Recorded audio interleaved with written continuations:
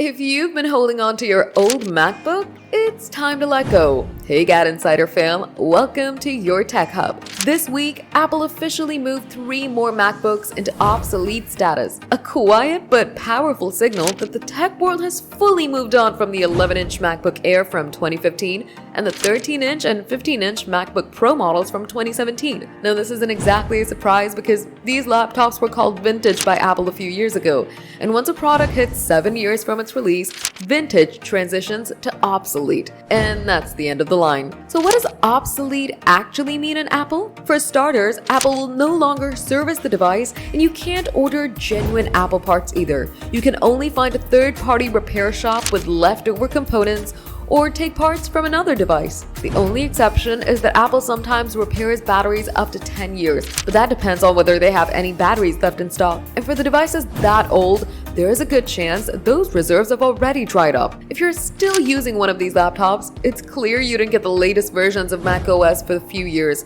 now, meaning you're missing out on security updates, performance enhancements, and the features of the latest macOS Tahoe 26 as well, in which the liquid glass design and improved AI integration were added that you won't get unless you upgrade. These laptops must be working slower by now too, but that feels like a small problem when you're also not getting any data security. So if you've been putting off the upgrade, this is your sign. Whether you're eyeing another MacBook or considering jumping to a different brand, now's the time to make a move. What do you think about this? Tell us your thoughts in the comments. Smash that like button and subscribe to GadInsider. Hit the bell icon so you stay updated with more tech news.